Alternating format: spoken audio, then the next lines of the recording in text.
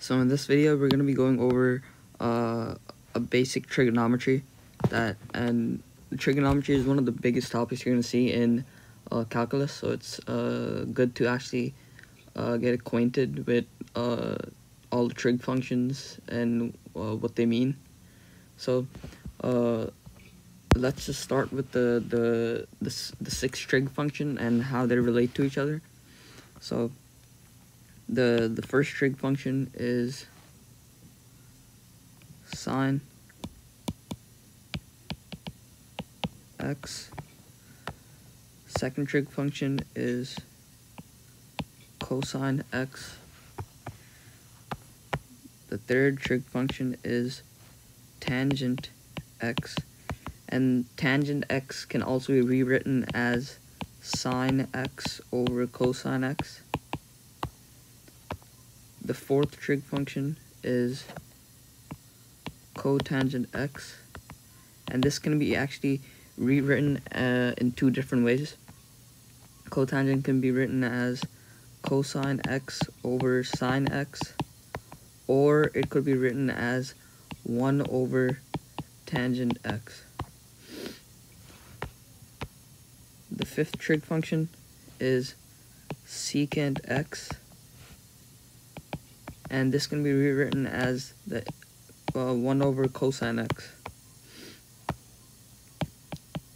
And the sixth trig function is cosecant x, and this can be rewritten as 1 over sine x. So these are just the 6 basic trig functions and ways they can be written, but we want to recall that trig functions can be defined in terms of the right triangle.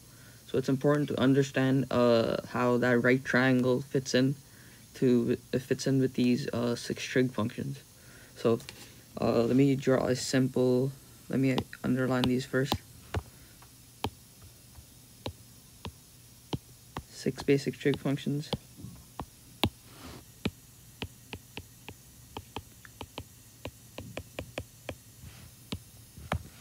Now, I'm going to draw a quick right triangle.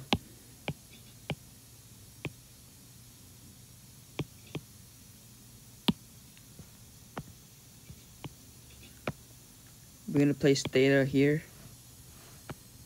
This is the hypotenuse of this right triangle.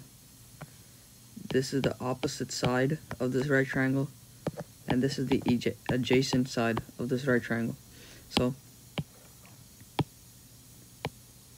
we can use this right triangle to relate this back to the 6 trig function. So starting off at sine. The sine is basically opposite over hypotenuse. So opposite over hypotenuse. Sine is equal to opposite over hypotenuse. The second trig function we said was cosine x, and cosine is adjacent over hypotenuse. And this is all in relation to this angle theta over here. It's all in relation to that angle.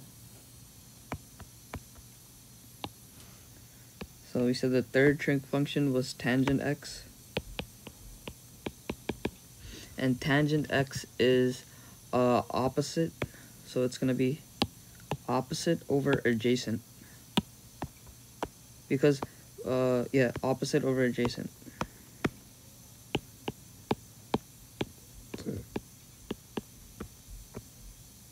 Now the fourth trig function we said was cotangent x. Cotangent x.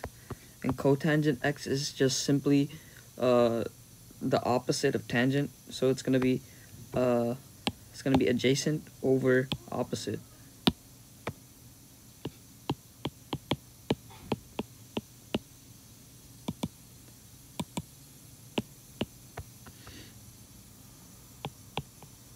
The fifth trig function we said was secant x.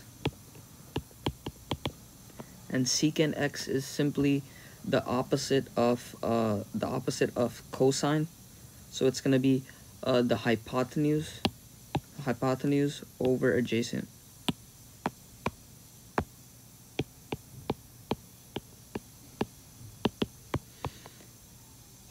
And for cosecant x, it's simply the opposite of sine, so it's just going to be hypotenuse over opposite.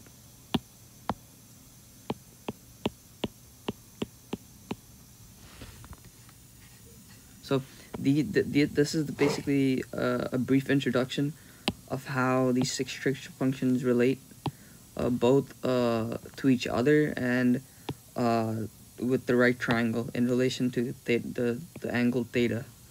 So you should probably get acquainted with memorizing these because you're going to be using this a lot. So moving on, we also have the unit circle and the